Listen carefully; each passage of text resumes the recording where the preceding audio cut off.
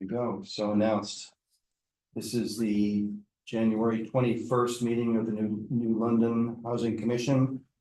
And we have a quorum so far, so I think we can begin. We may have a few others coming, but we're able to vote as needed.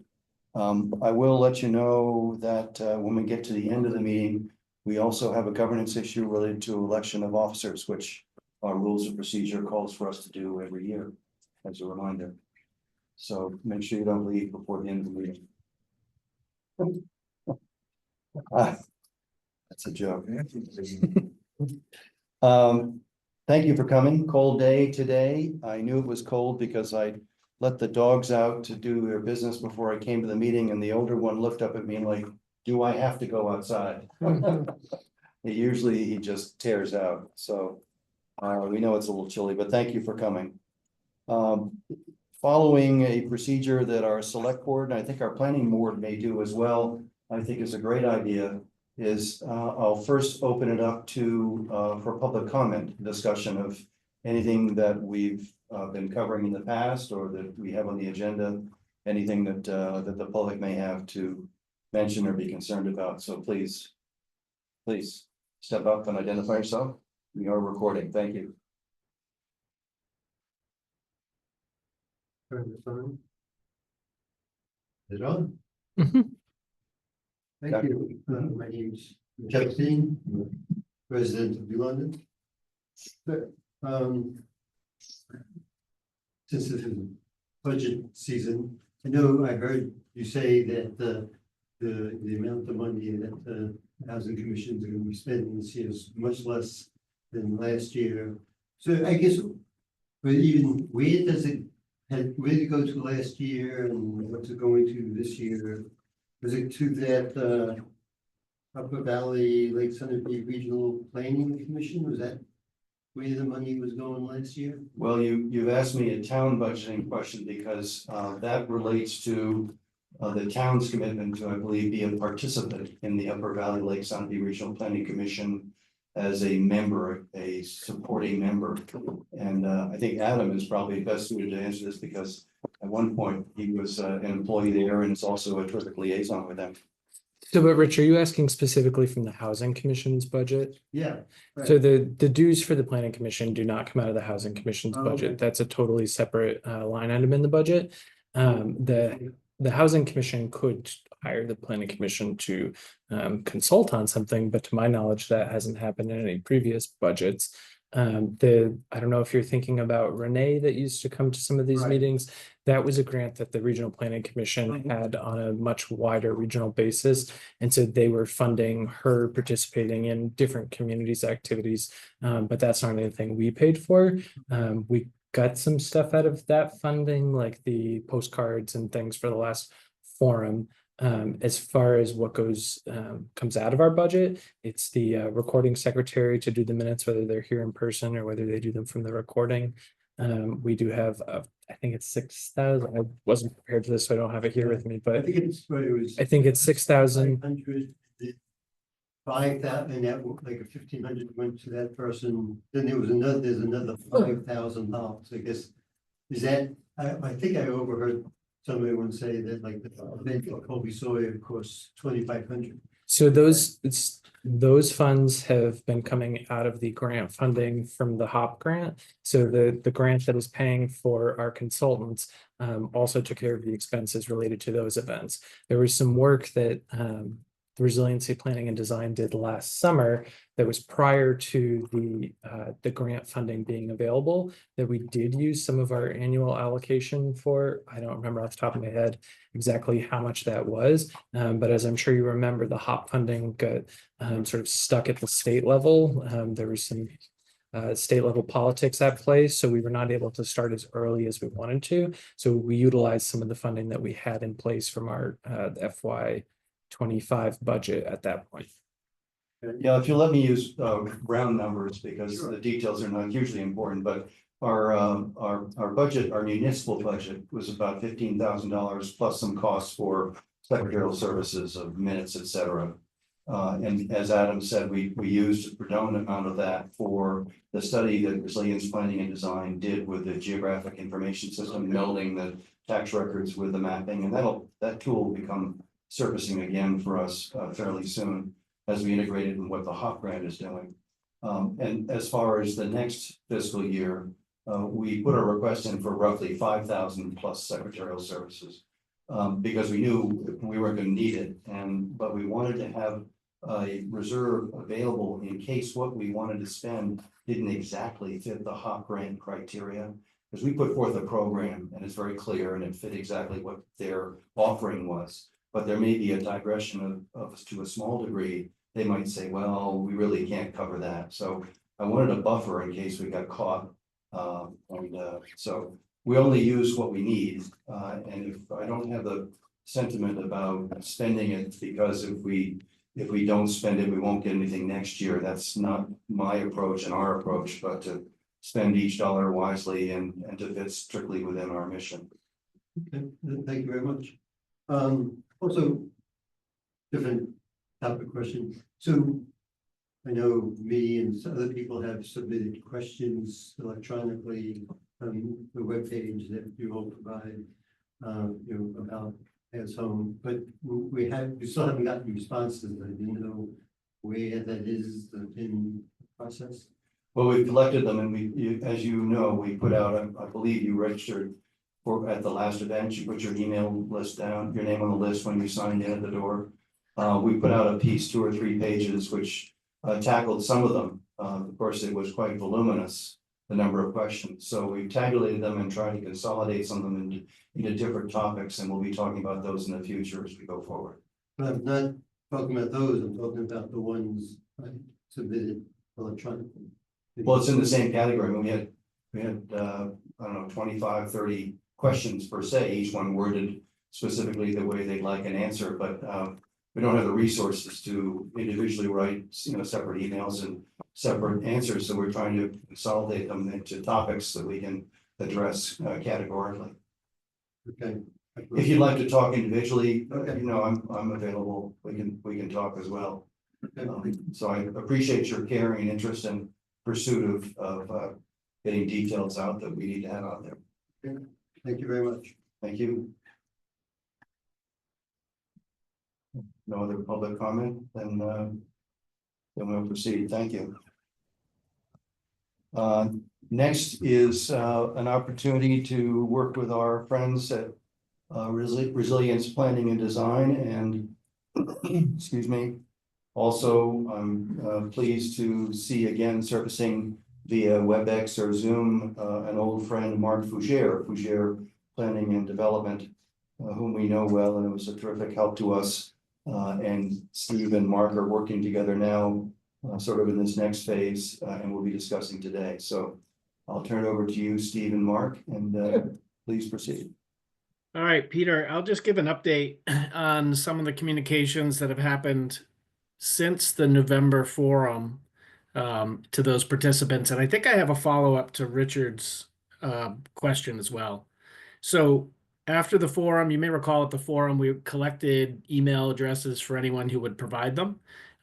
We had 93 folks that filled out the forms at the welcome table and gave us their email address. So that was part of a MailChimp distribution of thank you for attending. Here's where you find the resources that have been uploaded to the website. We hope you'll continue to stay involved in this process. After that went out, it became clear, I think, to Peter and Adam, that many of you didn't get the email because you didn't necessarily sign up if you were in attendance. You've already been actively participating as housing commissioners. So we then sent it out to land use boards. So to your commission, to planning board, zoning board, and others. And Crystal said that was a total of about 32 other volunteers serving on boards and committees in town. So the basic message was thank you. Here's where you can find the recording. Here's where you can find RKG's data and other stuff that was shared. If I think I heard Richard correctly, he's also asking, like, over time, if people use the website, which we're hoping they will, and they submit questions, when will they hear back? And so I've made a note, and what we'll do is we'll go in and retrieve any new questions that have come out. I can't guarantee, as Peter said, that we can respond to every one of them, but we can at least share them with the commission so you can start to get a flavor of what we're hearing from people. Last time we checked, there was only one. But it sounds like he may have submitted one and there may be others. So we will do that and I can send them to you, Peter, as the chair for review and distribution, if that's fair. Sure, Okay, that's happy to fine. do that. Rich was nodding. You can't see him, but he was nodding. Okay, good. I'm glad I read through the read through the Zoom that's what he was asking about. So we'll follow up on that, Rich. But to be clear, I'm talking about questions submitted months ago, but if you want me to go to the microphone. He's just said he could come to the mic if you'd like, but he just said he's referring to questions that were put forth months ago. We checked a couple months ago. We didn't see anything with any information for a response. As Peter said, we've been operating on the premise that getting the feedback and using the feedback to direct the process is priority one for budget. If there is a specific question from a specific person and the commission wants to respond, we will make sure that gets to you. So I'll have Crystal double check and see if there's anything in there. Because we want to make sure that if people are submitting questions, they're finding their way to you all and you can decide how best to address them. Rich, if I could suggest, since it'll take us some chasing down to make sure we know specifically which one, if you can resend that either to me, you have my email address, or to the website, whichever is easier for you. I was thinking the same thing, thanks. So we know exactly which one it is you're referring to. Okay, So Peter, that brings us to the overview of the audit findings. And I think I was going to hand the microphone back to you for a minute, sure. right? The provenance of this next step and overview came as a result of some reflection on the next stage that we're going to be going through under the HOP grant, which is really the visioning stage. Is looking at what types of housing might be appropriate, might the community consider in this next public forum, both to fit town character, but also to fit what we perceive and understand to be the market demand. And as I thought about our book of rules, which is what we follow, which is the zoning ordinance, I thought to myself to ask the question, as I did ask myself, when was the last time we read the zoning ordinance or flipped open the zoning ordinance? Let's have a raising of hands. Who's read the zoning ordinance or some of it since March of last year, since the vote? Awesome. Well, then I'm the bad boy. I may have opened it to look at something quickly, but I haven't really read it with any detail in general. And so I thought the best approach to looking at this visioning stage is to understand what we have today, what's allowed today as the types and where they're allowed, so that as we start to think about new types of housing or where existing types could be extended, we had a sense of where they are allowed today. And that brings up the possibility of where some of these new types of housing could be applied. So we jumped ahead, I say we, Steve and Mark Fougere, leapt ahead and looked again at our zoning bylaw to see what's allowed and what possibilities, what the potential are for other types of housing to be expanded or applied in our town. So this audit, if you will, sounds like a very technical process, and it is, but it's really a way of reflecting on what the potential is for possibilities in our town.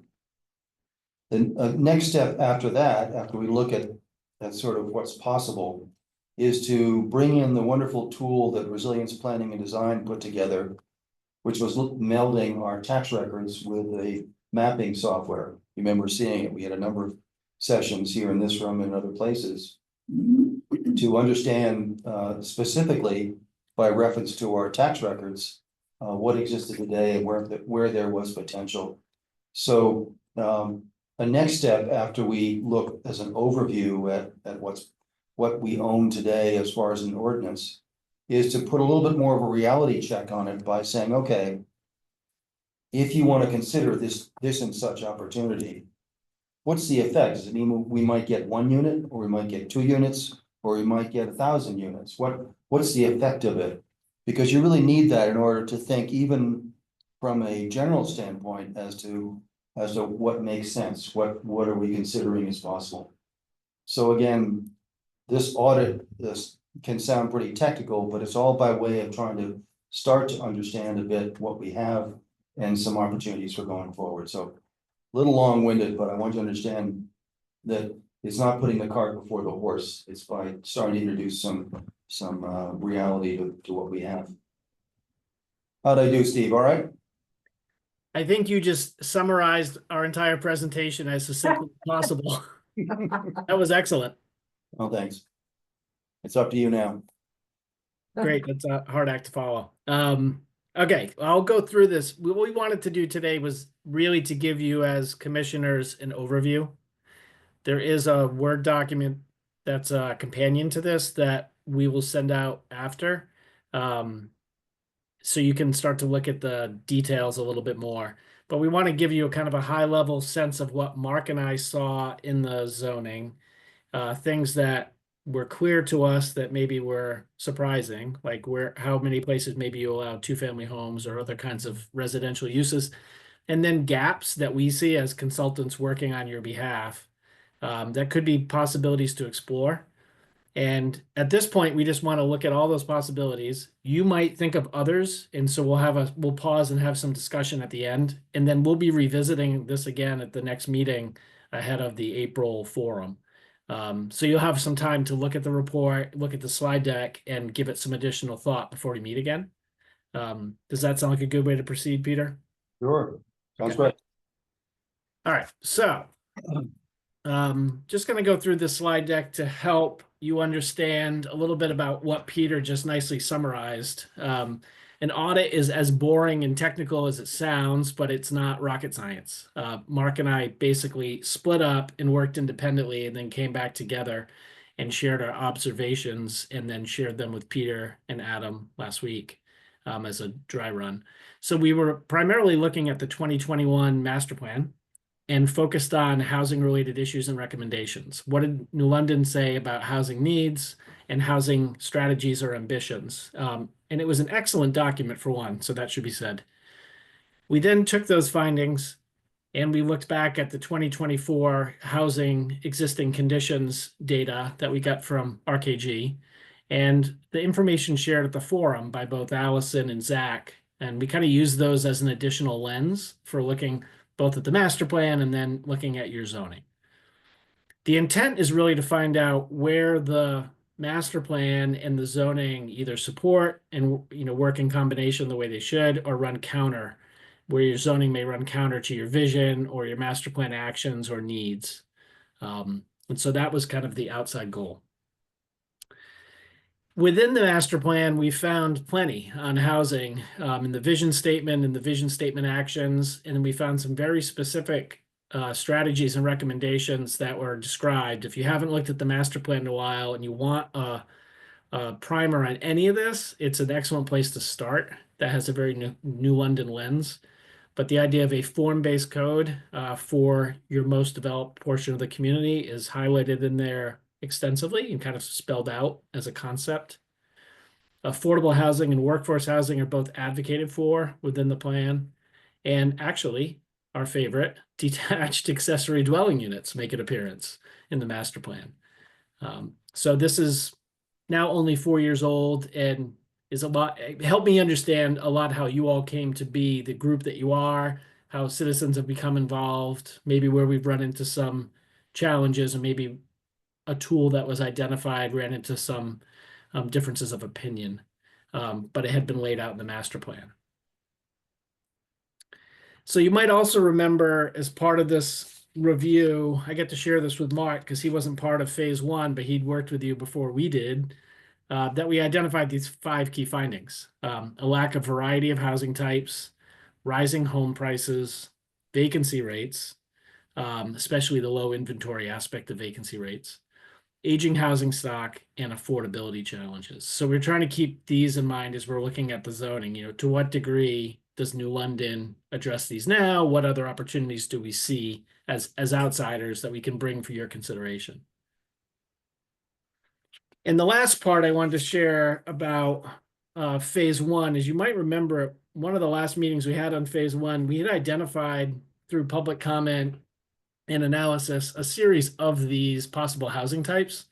And so after doing the audit with Mark, we were able to identify that some of these, like cottage courts, are allowed through a planned unit development proposal or clustering.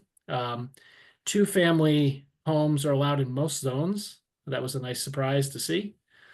Garden style and townhouse style multifamily buildings are allowed in the commercial district and through a couple of your other tools, planned unit development and the workforce housing overlay.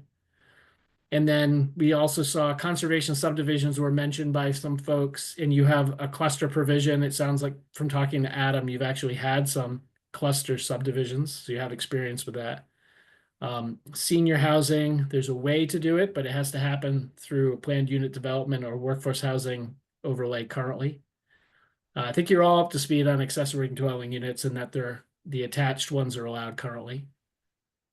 No real reference to backlot development. I know that's something that you looked at with Mark specific to the workforce housing overlay before, but it didn't move forward. And then conversion of single family homes from a single family unit to up to 4 units, not really specified in the zoning that we saw.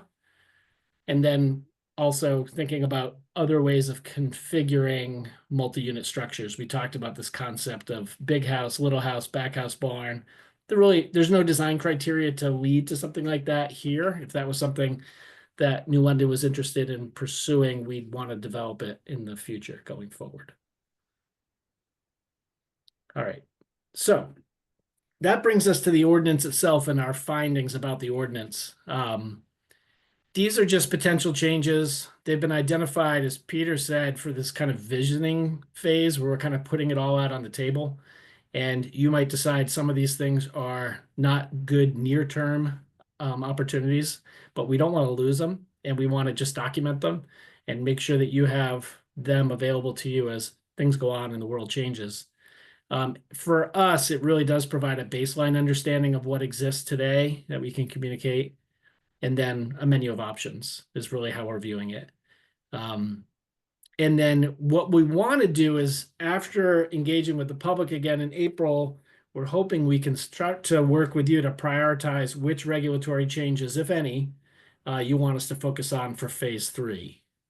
There's no requirement that you bring changes forward and get them approved. And there's no requirement that you bring a certain number of changes forward. So there's still a lot that's in your hands as far as how we proceed with this. Mark, before I get into some of the specifics, is there anything I want to make space for you to stop me from blabbering? Is there anything you want to share before we go through the districts? No, I think you're touching on all the points so far, Steve. I'm And not Peter- shy. I'll jump in. Okay, I'm glad. Peter and Adam, does anyone in the room look especially uncomfortable, like they want to say something? No, they look quite comfortable. All right. Settle in. So good. We only have 400 more slides. No, it won't be that bad. Peter and Adam, if you do see somebody that has a question that seems timely to where we're at, feel free to stop us. Otherwise, we can go back to that slide later. Will do. Okay. Before we get into the zoning districts themselves, we just wanted to touch on the fact that there are some definitions that we flagged. You'll see them in the Word document when we send it to you. We noticed that a lot of them either seem to be either older terms or there's some duplications, just kind of some cleanup, some kind of housekeeping on definitions. There's no significant issues. But this is an example of where there's some duplication and confusion as an outsider reading your ordinance, where we have an apartment home, 3 or more dwellings. We have a dwelling that's dwelling multifamily, 3 or more dwellings, and then multifamily housing, 5 or more dwellings. And so we looked at this. We think that some cleanup could be done. This isn't something that we want to spend a lot of time on in our meetings, but our suggestion would be that we actually get rid of this idea of an apartment home and make sure that dwelling, multifamily, and multifamily housing, if we need both of those definitions, have the same number of units identified. Mark, anything you want to say? Nope. Okay. We're good. All right. So getting into the meat of the districts, you'll notice here for commercial and urban residential, we looked at these two together because they had such a strong relationship with one another in the master plan and then just in our understanding of your zoning. And so I've circled them here in red just to kind of call out where they are, but it's the C, the kind of dark reddish color, as well as some of the orange.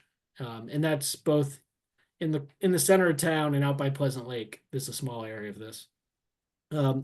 As we go through the districts, we will go from this core, we'll kind of work our way out to the less dense, less populated areas. Because the master plan definitely talked about a focus on some housing solutions within and adjacent to this core area. So it seemed like a good place to start. So here's what we found. Now we're just reporting on existing, this is your existing zoning. But just to do a side-by-side comparison of what's allowed related to residential and the commercial, and then in the R1 where utilities are present, where you have water and sewer. We're looking at fairly small lots, 5,000 square feet in the commercial, 10 and 20,000 square feet in the R1, depending on whether it's a single family use or a two-family use. Multifamily is allowed by right in the commercial or through a planned unit development or workforce housing overlay in the R1 where there's utilities. And you also have the potential to mix commercial and residential as mixed use in the commercial district. So as far as potential changes, and remember, don't shoot the messenger. We're just trying to draw some conclusions about what you should consider. You don't have to consider all these things. So what we wanted to do is flag what came out of the master plan so strongly was this idea of a form-based code. We could spend this whole hour on what a form-based code is, where it's been used in New Hampshire. We decided that was not the best use of your time at this meeting, but we're happy to get into the weeds on that in the future. But it's a way of guiding development that's focused more on the placement and the size of buildings and less of a focus on their uses. It can be easily communicated to the user and to the board members. It's a more visual way of approaching it. And it's effective at guiding development, redevelopment, and infill development, especially in commercial districts. But we also saw some potential for you to consider it in the R1 district where you do have utilities, even if they were going to stay primarily residential uses. So it's a great recommendation from the master plan. We can evaluate it over time and see if it's something you want to consider. And there are some hybrid options where you could take something that similar to what you have and just add some form-based elements to make it a little bit more user-friendly. Considering the allowing of conversion of single-family homes in the R1 to multifamily homes up to 4 units. Mark shared with me that the standards have changed. You may have said this, we may have said this at the last meeting, but beyond 4 units, you have to sprinkle. So up to 4 units, you don't. So that might be one of the reasons to use that as a stop. Consider allowing new multifamily units in the R1 where the utilities are available. Consider increasing the area of the R1 district. This is one of the places that Peter noted that we want to use Zach's maps. Adam pointed out that there may be some conservation land and some other things that might stop some expansion of some of these districts. So we want to look at some of these potential changes and see if any of them need to be dropped, and we can explain to you why, if they're just not going to work. Rewriting the yard requirements, it's more just of addressing some confusing language, making it easier for applicants. Consider dropping the density so that it's 4,000 square feet per one family in the commercial instead of 5,000. So a small increase in density and economic viability for projects. And then this came from our meeting with Peter and Adam last week, but even thinking about, is there a way to, would it be feasible to have a water conservation related requirement for this area? Maybe it's just the commercial, maybe it's commercial and urban residential where the utilities are. That's a new one for us. We'd be happy to research it if that's of interest. Before I go on to institutional, any initial thoughts or questions? Yes, we have one. Hold on.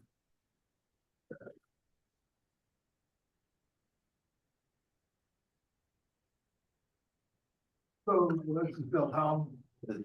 Can't yet hear you, Bill. Okay, now, Yes, thank you. Bill Helm, Board of Selectmen.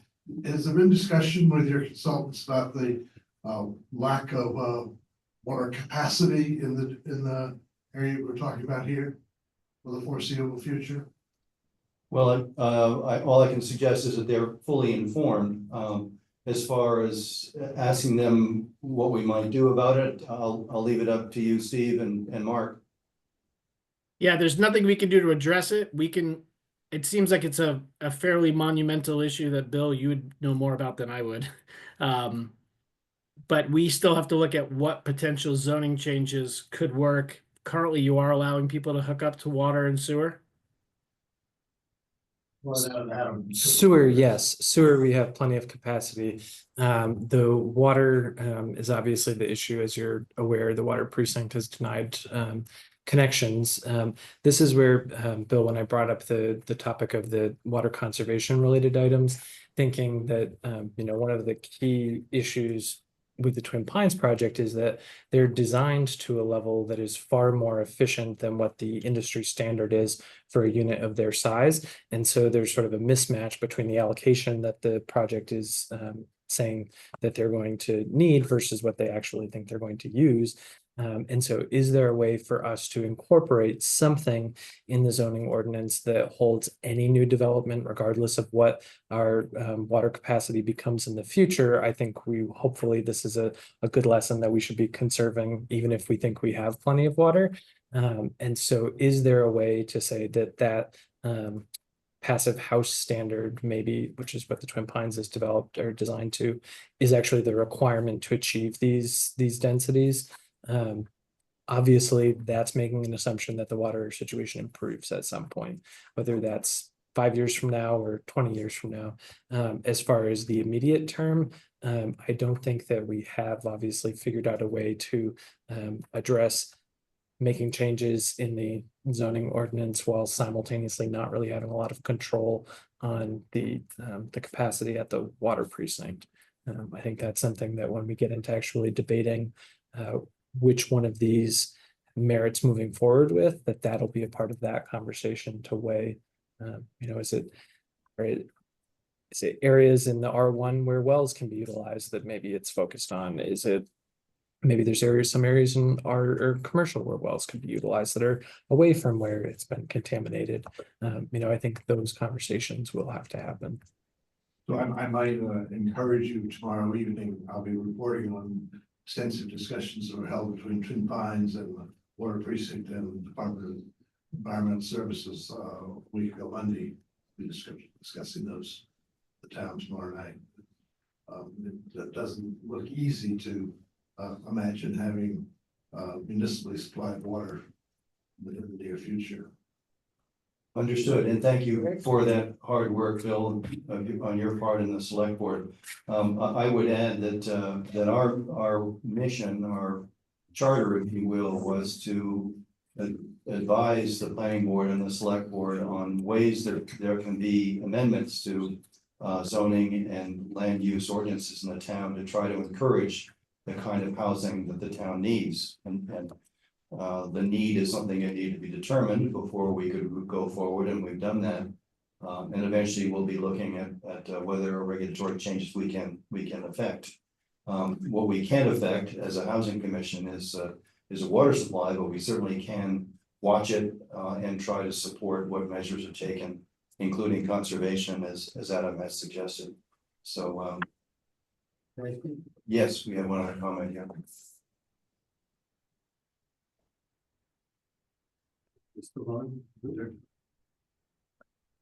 Which I'm staying listening. So I know how important and hot the water topic is, and something who pays a lot of attention, and find a lot of people actually don't know. The Water Precinct has been pursuing a new water source for years. So, but unfortunately, I think what they've estimated, it takes like 8 to 10 years to actually get it into place. They already did what they call phase 1, we're going to do phase 2. There was a little bit of a change in plan with all the things going on. And of course, it's been accurately pointed out that facilities could use wells, as I think you also said. And they have not stopped adding houses to the existing water precinct as people might not even know they just approved adding water to a detached ADU. So they hadn't totally stopped, so it'd be interesting to see what proposals you're thinking of, and are any of these proposals hindered by this water situation? Thank you. Marilyn? I just want to say that I think there are numbers of people who are aware of it, and I got hijacked a couple of times by couple of pretty conversations or calls from people that said, I really want to know is what's the housing commission think they're going to be able to do if the water situation isn't resolved? And I've got a couple of them like that. I said, well, we all know what the situation is. Most people know what the situation is, that the water system precinct is not town in London, to tell it what to do. So people are thinking about that, worrying about it, and saying, well, what can you do? We don't have water for these things. The fact that they have one ADU, I think their limit is, what they say, 1.5 or 2 a year or something like that. We'll talk about this more next. Okay. Or they have said that's typical, like 1.5 a year. Everybody's pointed out what there's a building that had like 5 units in it that they approved those 5 units. Actually, I think they actually had to ask DES if that would be allowable, but they did allow that. So I don't think the 1.5 is hard and fast. And I find them. It depends on to whom you speak. Okay, I find, for tourists who go into so many of the different town meetings, I find the water precinct meetings to be the most informative meetings of them all. And happy to answer any questions. Sometimes we may not be the answer people want to hear, but they give very good informative responses to any topic. Great, thank you. Just one quick thought. I've been, of course, watching demographics and thinking about housing, of course. As we all know, our current census in the town is about 4,500 people. And we also have come to understand that the average growth in our population in town has been 1 to 2% a year for many years, and probably will be about the same for the future if you listen to what's predicted. So if you take 4,500 residents and you apply 1% to it, that means 45 to 90 people every year are added to our population, just on average. We're talking about long-term trends. Well, where are those people going to live? The average size of the household is a little over 2 people per household, so we're back to maybe 45 new houses a year, something that should have been planned on for a number of years for looking back. And so when I hear the number of planning for 2 houses per year by the water precinct, I can't make the math work. So I just that's sort of my realistic way of looking at it, and it's just one perspective. And Peter, it's even more than that, because even with 0 population growth, you end up with more units from households splitting up and other factors where you need additional housing to house the same number of people. So to build to your point, it's something we can support and keep our eye on and try to address. I would also add quickly that the concern for the shortage of water really exists in 2 areas and for 2 causes. One of them is the water precinct. We've talked about that. We're pretty well versed on it. And the other one is a localized contamination problem. The rest of the town has access to it to some degree, as to be determined in each case by drilling a well. So we have to remember that the town is large, and the 2 areas of concern are somewhat limited. So it doesn't mean that growth doesn't stop altogether. Any other thoughts? Peter. So Yes, Steve. if we're not planning to have some growth in town, and if we go through the next several years having zero growth, that puts more pressure on current taxpayers to cover increases to whatever.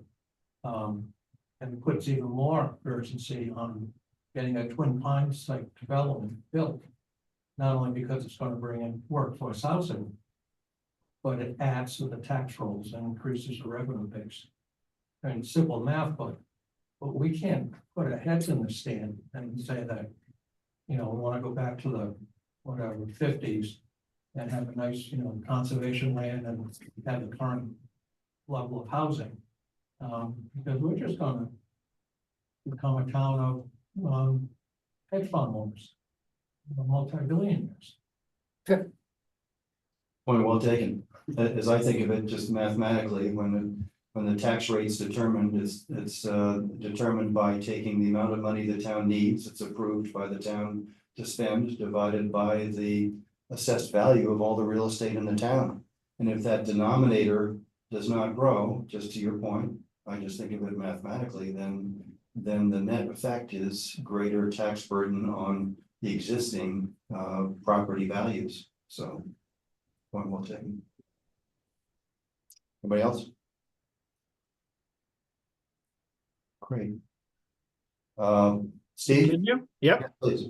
All right. I had a feeling there would probably be some thoughts about that section of town, so I'm glad we paused.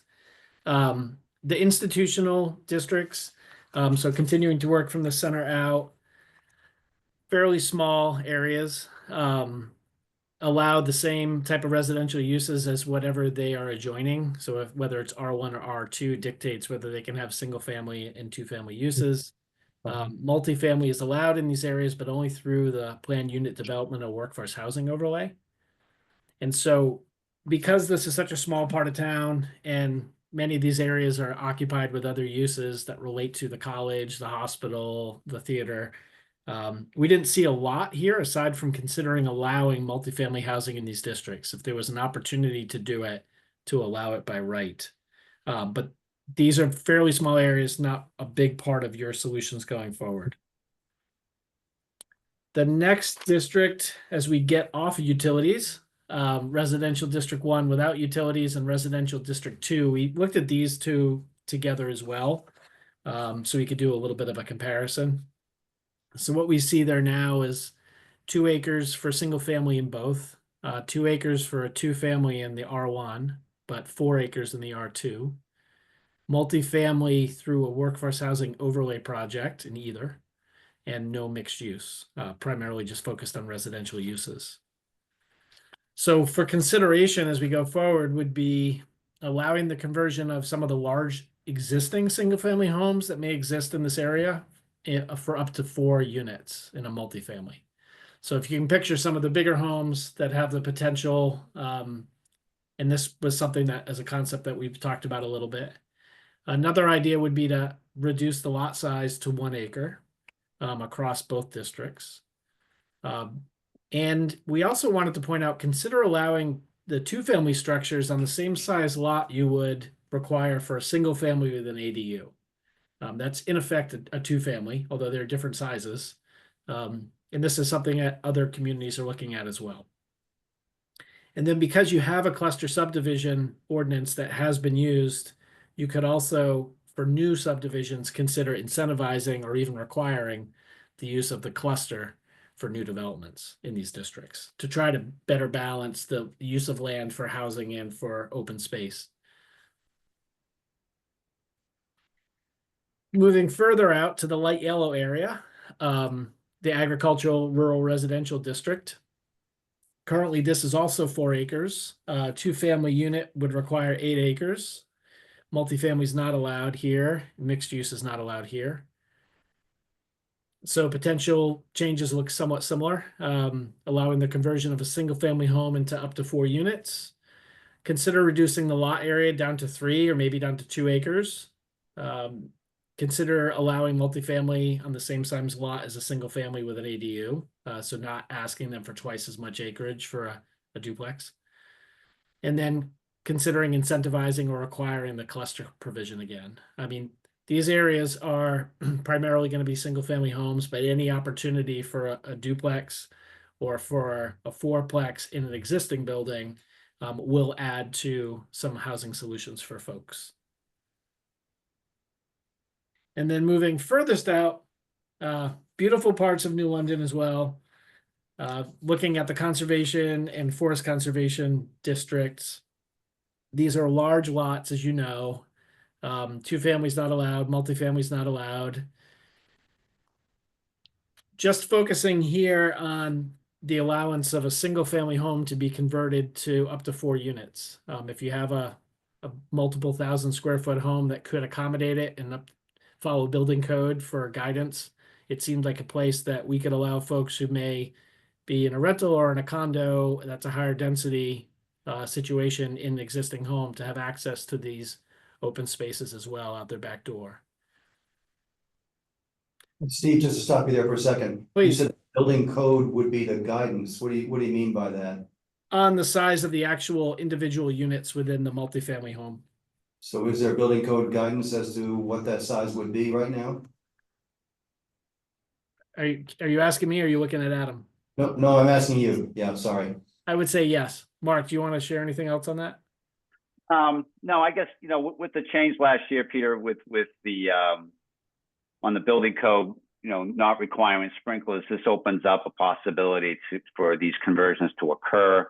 I mean, we all have these large buildings, old farms, old Victorians in our community, and they're all over the place, in all parts of the town. And I think it's an opportunity to allow for reinvestment. Sometimes these old properties struggle to find people that can afford to maintain them because of their size. And there can be obviously a provision for board oversight on these to make sure it's properly carried out. Maybe a CUP process, conditional use permit process by the planning board. Require owner occupied if it's going to be a rental property. If there's concern about that, obviously they could be turned into condominiums. And depending on how these are built and where they're located, in many cases, you wouldn't even know that they were a 2-family or a 4-family because they're so large and sometimes set up well from the side of the road. So I think it's an opportunity to look at in all areas of the community. Right. I got you on that, Mark. And the sprinkling of a building requirement at over 4 units is loud and clear in my mind.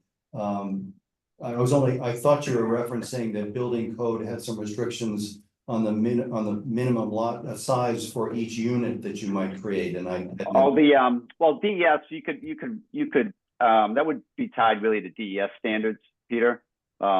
You'd want to make sure that the property was of size to allow and account for family from a septic loading standpoint and for the well. Right. You wouldn't need a community well permit for a 4-family. But in most cases, I would think the lot would be large enough, but that's something the board would want to make sure that the soils can handle conversion and that there's obviously adequate water supply on the site. But when you get out to the ARR zone where the lots are quite large, you arguably should have enough land under Absolutely, right. That radius for the community well system, right? Yeah. As far as the individual units, Peter, I think we just had a conversation with Jaffrey earlier this afternoon about this same provision, which they're also considering. And rather than set a minimum unit size for each of the individual units within the single family conversion, the decision was to allow the building code in that case as well to dictate. They're going to make sure that you have means of egress, like all safeties met. And if you want to have an efficiency apartment mixed in with a couple 2-bedrooms, like let the applicant sort that out. Right. Thanks for that clarity. That's important because we do have some of these big houses. So the last couple things we want to touch on relate to specific provisions. Cluster development was the first one. It looked like it's not allowed in the Forest Conservation District. And maybe this is one of the things we can look at with Adam and Peter in the next couple of weeks. Maybe there wouldn't be a way that would be workable, and that could be why. the ordinance purpose states that it will provide a variety of housing types. It really, in effect, provides single-family and two-family homes. There is an opportunity. There are some good examples from other communities where single-family and two-family homes are allowed, and there is even an incentive or provision for 1 or 2, 4 or 6 family units. There's an example in Exeter that's pretty well known that we could show you more about. There's a general idea that the term cluster development is a little bit dated, has kind of a negative connotation. May not be the case in New London. It seems like you had some good subdivisions that have taken place. There were references to this as a conservation subdivision, I think, from some folks in the public, and that's how we've been working on a lot of these, Mark and I. So there, if you were to revisit this at some point, it might be worth looking at some of the non-housing related aspects of this to make sure that it's clear, it's inviting, the design process itself results in a better product, as far as internal design standards as well. And maybe even providing density bonuses that will really act as an incentive for a developer to focus the development and make it blend in with the character of New London.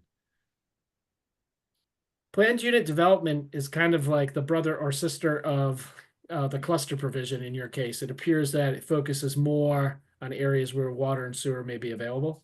Has a lot of the same design flexibility, which a developer, I think, would find attractive. It does help expand where multifamily units can be constructed in your case. But it may not be allowing for dense enough development was one of our findings. So we talked about potentially offering some density bonuses as an incentive for a developer to take this approach. There's an open space set aside requirement in planned unit development in your case already. And consider, and we were just talking about whether or not water is available, but if water continues to be available and it was ever to be expanded over time, consider where that may be or allow the planned unit development district to grow with that. We had a question we don't have to get into now, but whether or not, because it mandates compliance with the subdivision and site plan regs, whether waivers are allowed, what kind of flexibility you have in that process with the developer. Workforce housing overlay. This was something Mark had looked at with you all before. It was new to me. It definitely expands where in the community you can have multifamily units. It allows the R1, the R2, and the institutional through this provision.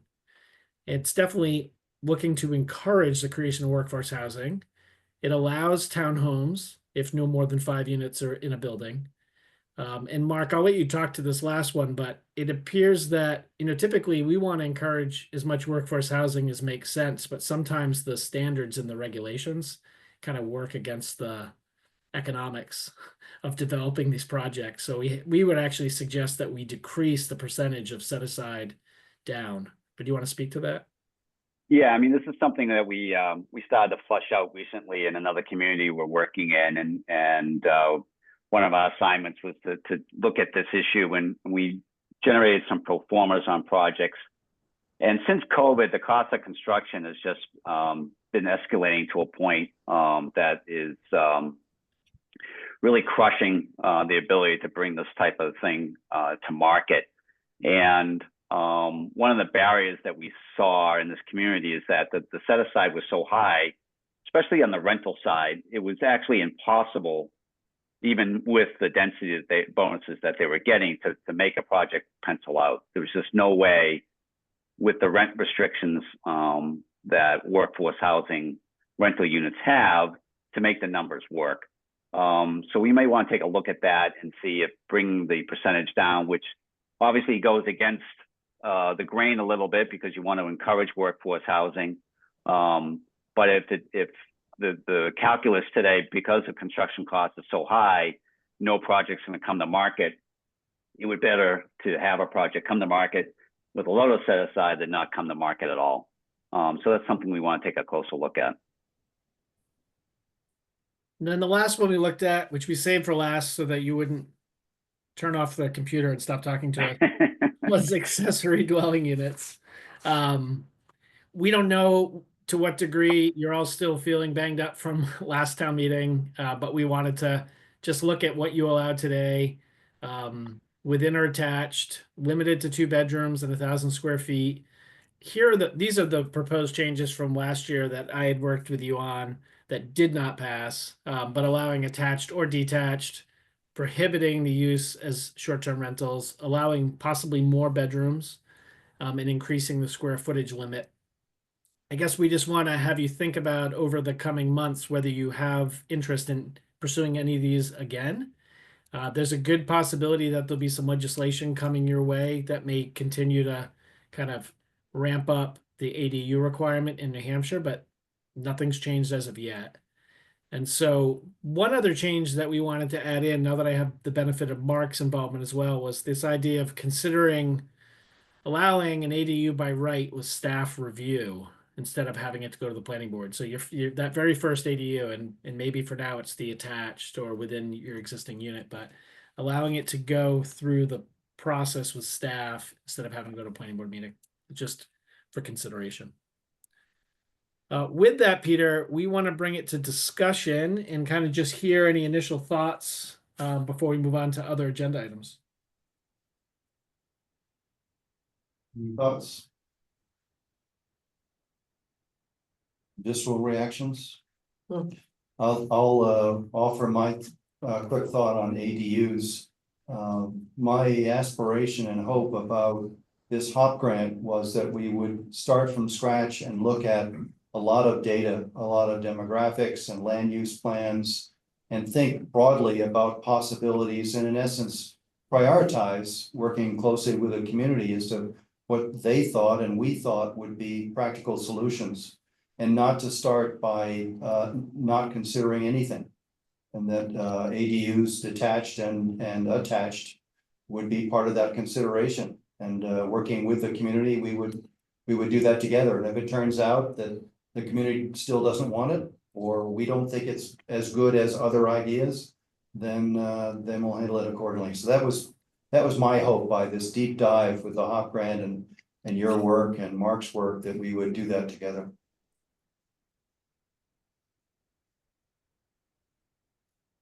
Okay. So we can send this slide deck, Peter, out with the audit report, which is only like 7 pages, I think. So that commissioners can have some time to look at it, think about what we talked about today, and come back with questions, ideas, alternatives at the next meeting as well. Yeah, there's a lot of meat here, obviously, and Totally. the materials were available last week, and I said, we can't just dump this on the Housing Commission and expect discussion. I said, let's do the overview and then we'll distribute the piece and think about it. But keep in mind, we don't need to give our comments right away. This is a long-term consideration. This is a list of options that we consider. We may come up with new ones. In fact, we probably will. I have one quick comment, and that is, I know it's a big change in zoning and a huge change in the regulatory process for a municipal board to do design review. Our town so far has said we don't want to get into aesthetics. We don't want to have a design review committee. We don't want to do some design review. But it seems to me that as we start to consider revisions, smart revisions to cluster or PUD, and certainly form-based code, where it's the design that's really important, since you're not regulating the use, that you need to have some design review. And so I just put that out there, that we need to keep that in mind. It's a big step. I can tell you with multiple scars of the development design review meetings that I've had in Massachusetts, but sometimes the net effect of starting to design a horse and ending up with a camel, that can happen. But most of the time, if it's conducted properly and civilly, the input and the revisions are in response to concerns. And I've been through wind tunnel tests on buildings and shadow studies, and of course, traffic and school impacts and economic impacts. And these are all out there for bigger projects. But simply think about design review as to how important it is to what we view as town character. It is a big step administratively, but I hold that out there because it does sit as a key piece in my mind. Any thoughts on that, Steve? No, I think you're right to flag it. I think there are some ways to simplify it to kind of meet in the middle. Right. Yeah, I was just going to say that, and some of these things can be done through not so much a design service or overview, Peter, but through a conditional use permit with the planning board, for example, conversion of a large home to, you know, 2 or more units, where there's specific criteria that has to be met. It's very straightforward. That doesn't involve a significant amount of design analysis. And even if there is, on some of these projects or proposals, they can be fairly straightforward. You know, if you wanted to go to allow duplexes, you know, that sometimes there's a concern about aesthetics or design or setback from the street. So there's some provisions you can write in there that are fairly low lift and doesn't involve wind tests and things like that.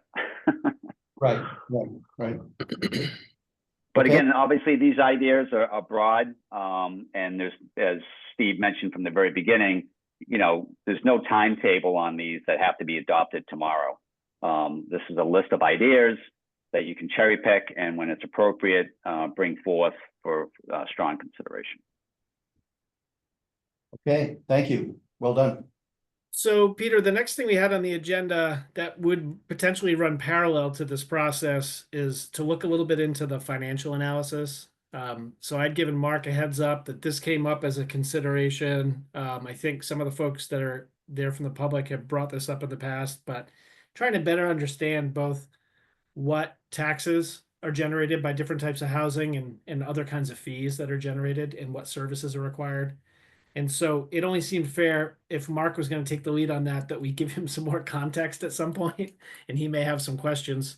So if we have a couple minutes now, Mark, maybe you can kind of provide us for how you approach something like this and see if this is something we still want to do now, or do we want to pump the brakes and wait?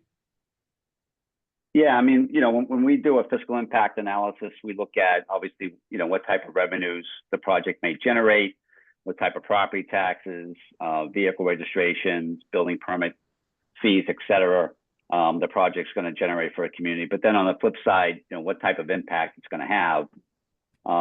If we were going to run a few scenarios, what scenarios do you think would best reflect concern in the community? Would it be a single family home development of say 20 lots? Would it be a multifamily development? Would it be a rental property or a condominium development?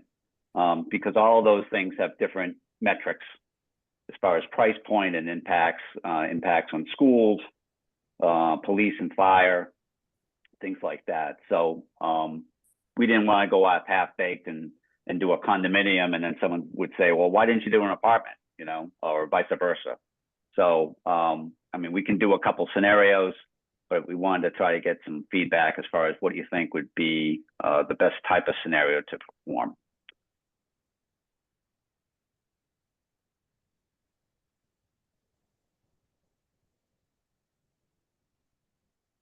You know, I mean, I think that's super interesting to me, and I would love to see, like, if you took one lot in, let's say, R1 or the commercial district and said, okay, like today, here's what you can build on it. Let's say it's a single family home in R1.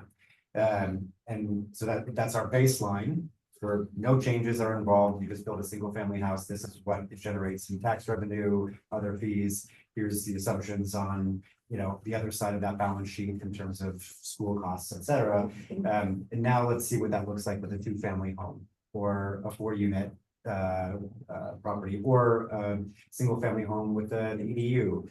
Just so it's to minimize, I guess, the variables. So you can see, you know, one piece of property, and here are the, you know, 3 or 4 different scenarios that you can envision being built on that property, both in today's environment and if there was a change in the future to allow denser development. Like, I think that would be fascinating, and I think pretty easy for not just us, but everybody in the community to look at and understand.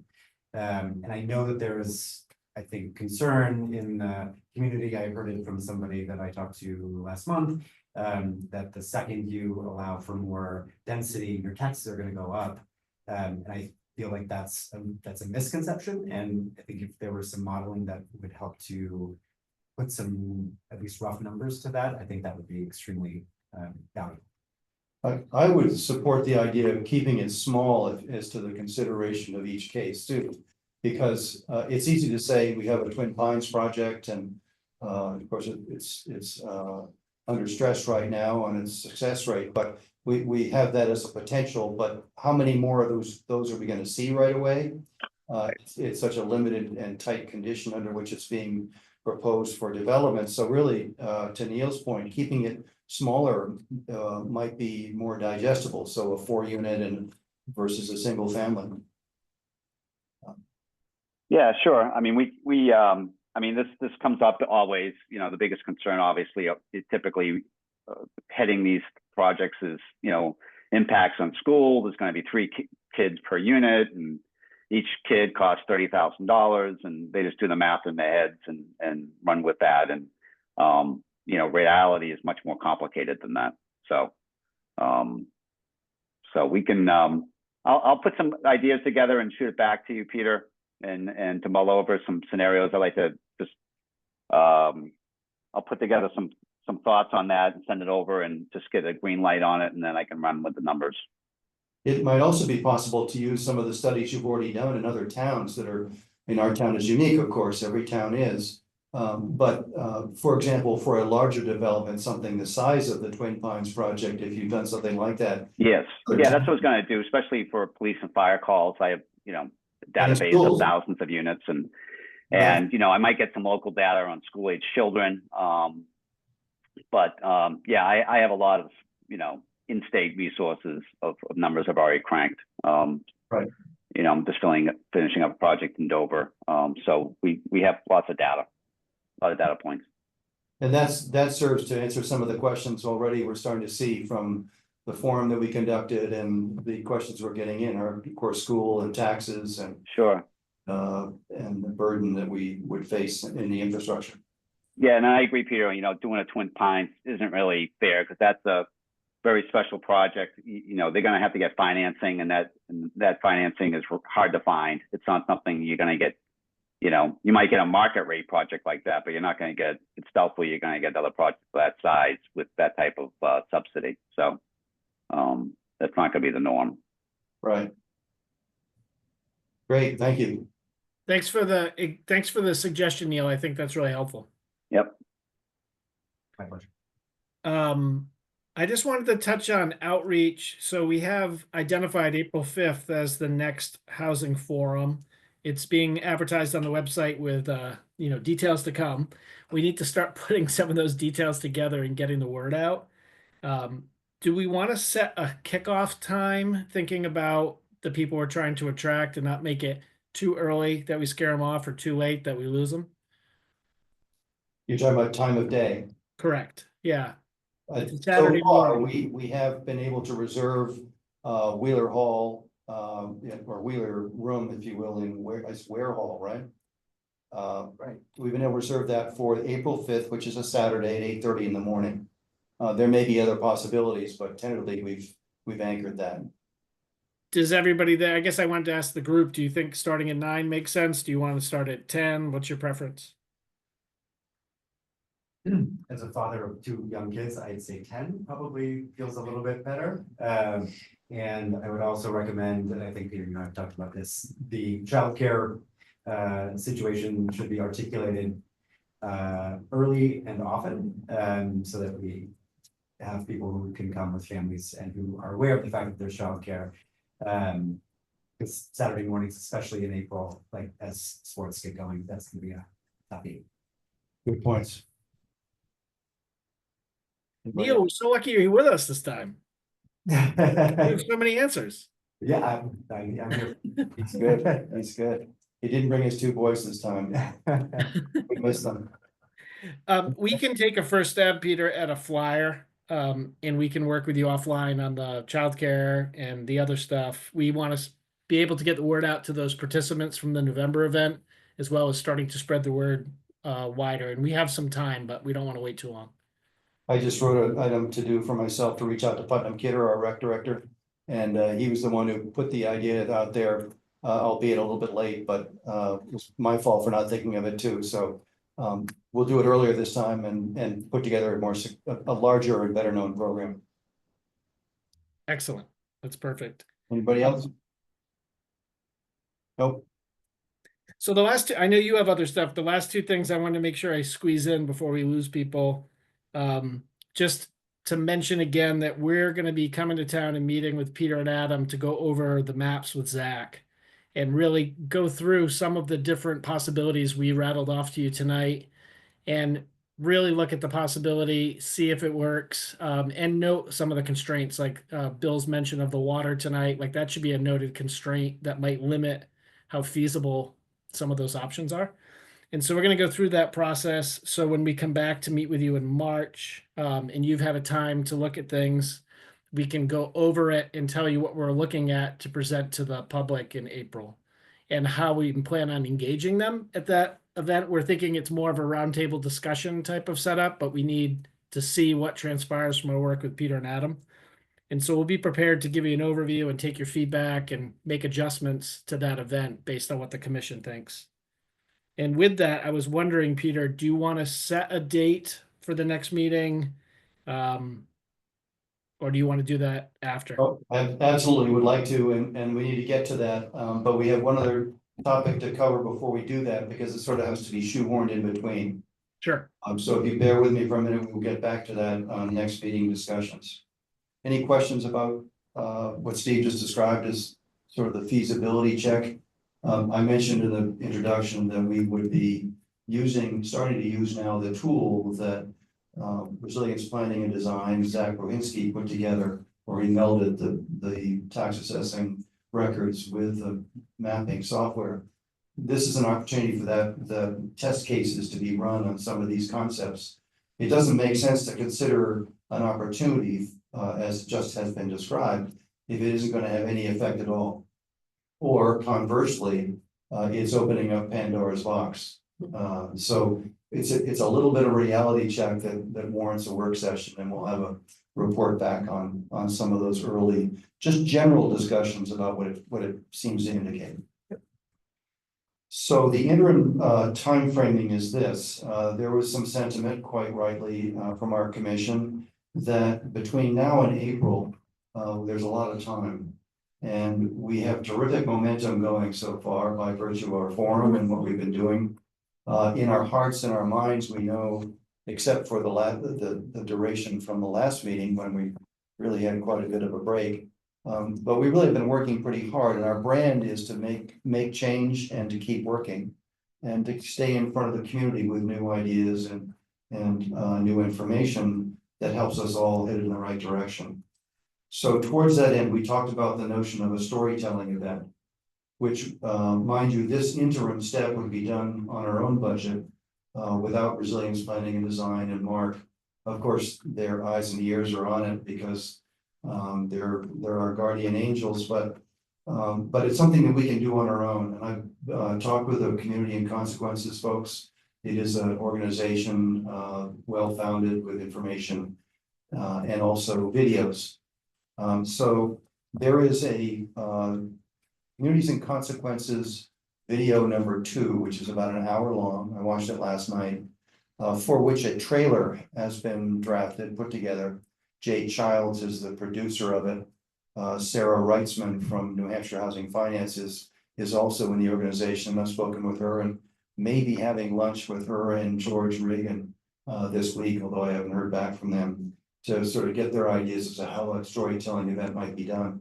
But I thought it'd be helpful if we looked at the trailer, which is only a few minutes long, and we have access to it. It is just a few snippets from the longer video, but it's something for you to consider. And then we'll talk about how we might do the video in a public forum meeting, and also encourage some storytelling from individuals at the end of it to sort of bring it down to the New London home base. Can you get that video going? New Hampshire is aging, and our aging population is living longer. This town, this state, this region is graying. Those people are requiring more and more care as they age. People want to live here, but they're deciding there's no better place to retire to and to be than here. And if we don't make it possible for young families to come and live here, it's kind of a long-term suicide. We could use another 100 employees here easily. It's reached a crisis point, We have over 1,000 open positions. I need help. I applied to colleges. It was just too expensive. I just thought, like, now what? We need to be able to attract and retain young people to work here. And if we don't have housing, we can't do that. We need more long-term rentals and we need more single-family homes that our working families can afford. Talk doesn't solve affordable housing crisis. My dream's not to live in the ghetto. It's not to, make ruin Pelham and put in high density housing. I believe anecdotally that there is a need for rental housing in Amherst. We might increase it, but we don't. The lack of economic opportunity we saw as a challenge and almost a solution to build our own economic opportunity. They were met with people that said, okay, let's let this happen and let's help it happen. All those people being like, this is great, this is so awesome, I'm not sure what you guys are doing, but I like it. Not only are we interested in the outcome, but we're creating the outcome.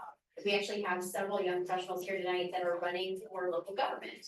So like, I applaud you all. No one represented my demographic at all. It's really difficult to complain about something if you're not getting involved. If 2 of these tables would show up at a select board meeting and support the zoning change, we can get the zoning changes passed. These units cannot be used for Airbnb, VRBO, short-term rental. They're not trying to create a problem, they're trying to solve a problem. Being able to show the general public what these, projects can look like, and it can work. I also hope that we can serve as an example of what people can do in a rural area. If you want to attract attention, if you want to attract new residents, new companies, if you want to be a relevant community, you need to be active, aggressive, and energetic.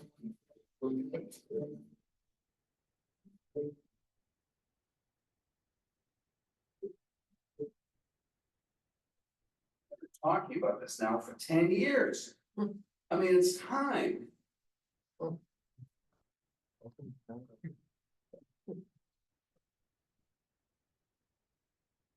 Any thoughts? Only 10?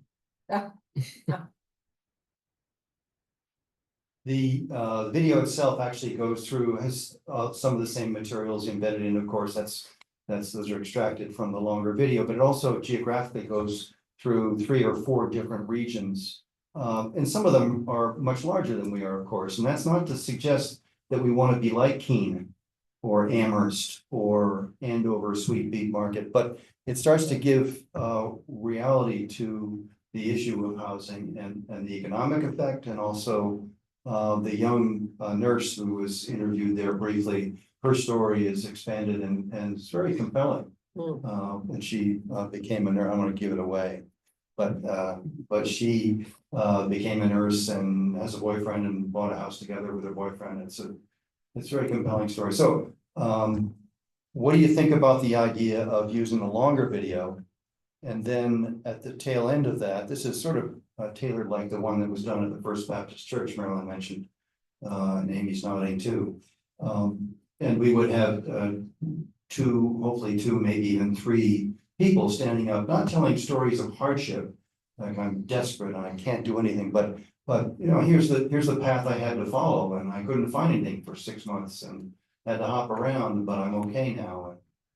And I'm embedded in the community and care about the community and how it's going to grow and for me and my family.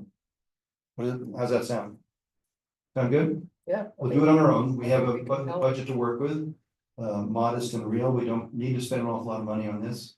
I think the video is free, and I'll talk with New Hampshire Housing Finance on doing it. But we will need people who will share with us at the end of it their story. And I would ask you all, please, to think long and hard and approach people who you say, gee, we're thinking about this. I will also send you the trailer, just so you have it as a reference point and to think about who might be really good in storytelling. So to that end, we have meetings to schedule. First of all, when would it be that we would do this kind of event? and where would it be? You want to keep it casual and informal. This last one was done at the First Baptist Church, which doesn't house very many people, but you can get the tables out and put some chairs in and it works okay. We might be able to use that, might be able to use this room. I wouldn't do purple. Could you swivel? Yeah. Yeah. Okay, and would. Yep, and the chairs are all set up, and what, any sense of when we would do it, what time of day? What day?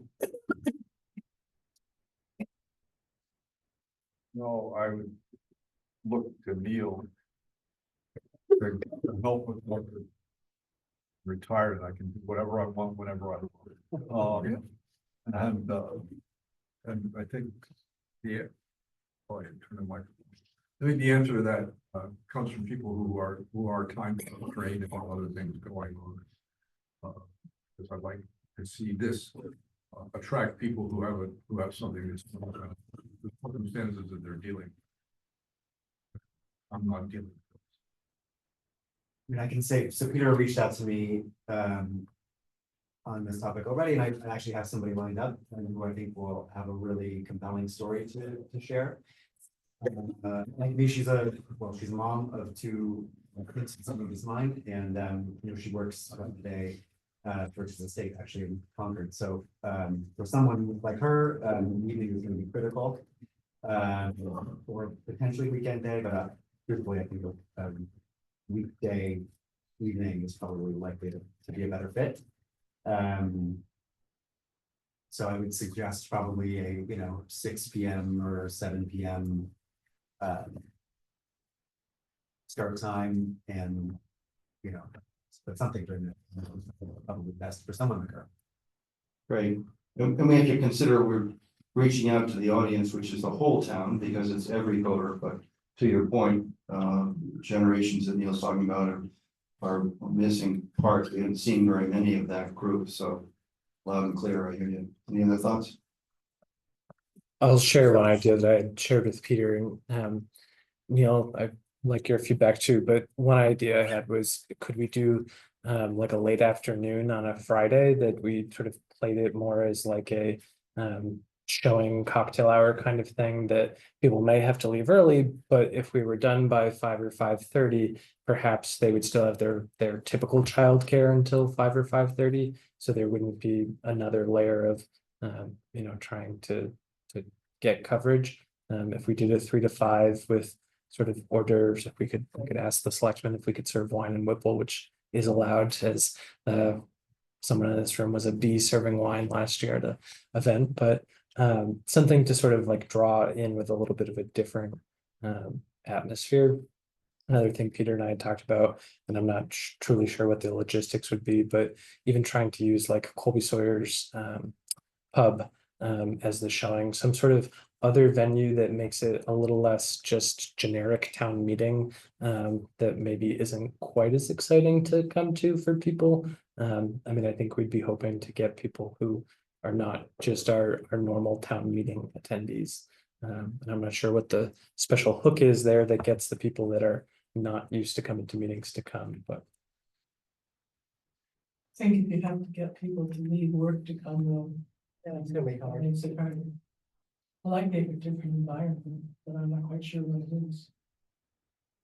Yeah, I like the idea a lot, and in fact, I know my friend Ann's kids are at the Baptist Church along with my kids at Boys and Girls Club across the street. So if they were at Whipple, that would be extremely convenient. I can talk with her, see if maybe. What time does that go to? I think you can have your kids there as late as 6, but I never have them there that late. But that's a possibility. And I can talk with her to see if that's at all possible. But I suspect I have a lot of flexibility. I just put a doctor's appointment on my calendar right now, which is how I can make it here. But I'm not sure the degree to which others have the same level of flexibility that I do, but I can check. So just logistics for a minute. So if we're looking at this as an interim between now and the April meeting, is that what? So that's 11 weeks out. And so half of that puts us right at town meeting. So there's a lot going on, in that period of time, so we just need to be aware of that in terms of when we might schedule it. Absolutely. I did the same thing. I did a spreadsheet is what number of days we have between now and then, what's in the middle, and I ran up with the same conclusion. Yeah. And that's not just for town meeting conflict itself, but for our capable friend Adam, who, right even beforehand is in a real grind. So it looks like it would be coming up pretty quickly, as in February 8th would be the event, which means we don't have a lot of time, or even the middle of February is a possibility, subject to Adam's schedule. But we have to do some planning quickly, got to put it together. I don't think it's not a lot of rocket science to do this.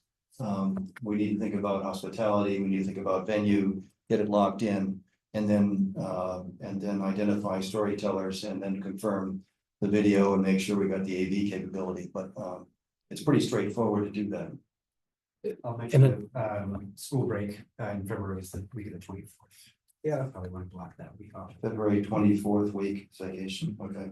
So, and I would say, Peter, too, if we're not thinking a Saturday, my schedule gets a little bit more loose just because I happen to have a couple of travel plans on those weekends, but. Okay.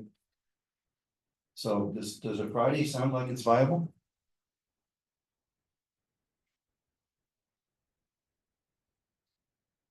It's not good for workers. I have no idea. I was just saying, when it could never work, and I wish the film weren't quite so long, wish it weren't an hour. But it would be an awesome thing to be able to have right before town meeting. It'd be a great venue there, I mean, it would be, but you can't expect people to do that. You mean literally the same evening? Yeah, literally. Yeah, That just wouldn't work, but it'd be too much. the idea of, getting the two connected would be, because this is really about saying what we're trying to do. How about using town meeting and using the trailer? So for the town meeting, you have the trailer. And this is, and later on that, this is the event.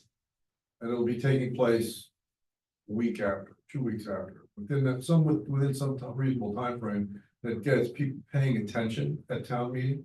At the idea that this it's a topic that we have concerns about and we think is worthwhile. And then having your, I'll use the term mixer, within, some reasonable time frame. I mean, and build it around that way. So that there's come to the mixer on whatever, a week after town meeting day. It'll be hors d'oeuvres and so forth, it's all in a cash bar, if that's where you want to go with it. And then the first hour will be this show, and then the next hour and a half will be, people chatting it up about what they just learned and what they think are the issues. Intriguing idea. We're still a long way before April 5th. I would just say, I think there's concern of town meeting running long as it is this year. The selectmen are bumping up the start time, so I think we want to be, cognizant of that. So I think we'd have. That's why I say the trailer. That trailer was 3 minutes. 3 minutes. Bang. Yeah, but there's been a lot packed into those town meetings of late. I think it could backfire on us, quite frankly. So again, I don't know if we're looking at February or we're looking at after town meeting. But anyways, At the very least, you could put, whenever we figure out when it's gonna be, put the trailer into. What's Kim's? Municipal matters. Municipal matters, I don't know why I'm block against the name of it, as a link. Municipal matters. That would be As a link. a link, You do that. so I was looking for content. Well, yeah, I guess what I wanted to do was embed that into momentum for our commission and into a storytelling event where we have individuals come. But we certainly could do that too. That would be getting the event, you'd be talking about the event with the trailer in municipal matters. Maybe that recruits storytellers at the same time. Who knows? And do it after town meeting, do the actual event after town meeting, is that what you mean? Well, I don't know what the time, where it's going. On the calendar, when you got February vacation, you've got, Right, I don't know when it's gonna fit in the best, but I just thought possibly using it as a tool to get it. In front of people, it's there. I would say as a practical matter, I mean, if we're thinking about a Friday in February the 14th. Some people, for whatever reason, celebrate that day, and that's a Friday, so it's probably not a great one. My wife and I are conscientious objectors to that one. The 21st is the Friday before the school break, so people start to leave, so that probably is not great for anyone of my demographic. But I'm expecting to hear on this calendar, yes. So you're looking at February the 7th, which is coming up right quick. I personally like that, but that's just me. And then thereafter, you're into March. And is town meeting the first week in March? second week, The right, second the week. 10th, 11th, 11th, 11th or 12th, 11th or 12th, yeah. We do get Wednesdays back as an option once the budget committee is done meeting every Wednesday. So if if this calendar is a constraint that it does need to be a weeknight, I think Wednesdays open up again on the town meeting calendar. Okay, well, it sounds as if Adam and I need to put our heads together and map out some possibilities to get back to you. I think we know enough constraints. I have some feedback as to what I think you're saying to me and what reality checks we have to work with. That maybe we do it before town meeting and maybe we do it after, based on some of the discussion. But I guess my request of you is what's your feeling about the importance of doing this? Is this something we should go forward with? Yeah, absolutely. Yeah. We're getting nods. Okay, great. Adam and I will work on schedule and get back to you. So back, Steve, to your point as to a meeting, we're now past 4 o'clock. A meeting that you would need to work with us. Yeah, I'm happy to wait if you want to solve this first scheduling challenge and then connect with Mark and I about possible dates. Okay. And decide if you as a group want to stick with these daytime Tuesdays or, as Adam said, transition back to Wednesday evening. Okay, I would only suggest to you that if it looks like as if the timing for the storytelling event needs to happen pretty quickly, then I'll be getting back to you with a meeting of this commission so we get our planning done. At least, get it launched and we have anchors on what we need to anchor and know what we need to do. So that may come up pretty quickly and it will be without your consensus immediately, but we may have to do that. So we will get back to you as well, and I'll sit with Adam, we'll do that. Jumping back to our agenda, I won't even hand it off to Adam. There's no real update on the housing projects to speak of. Water precinct is bubbling along, as we all know, and Bill Helm, selectman, is here, and they'll be having a meeting, the select board, tomorrow night, correct, 6:30? And 5:30. 5:30, I'm sorry, Whipple Hall, and so we'll hear about that and its effect on Twin Pines. So I think that that's it. We are past time, and my commitment to you is an hour and a half long meeting. So we'll put off, the good news is we'll put off the election of officers, because I know there's some people want to do some campaigning and make sure that if you want to hold your sign up, you can do it outside before the next meeting. So that being said, we will, I have our able town staff has bound copies of the RKG report, the New Hampshire Existing Conditions Analysis. And each of you have a copy here, please. And so with that being said, you will hear from me as to our next meeting date and time. And I will entertain a motion to adjourn. So moved. Second. Moved and seconded.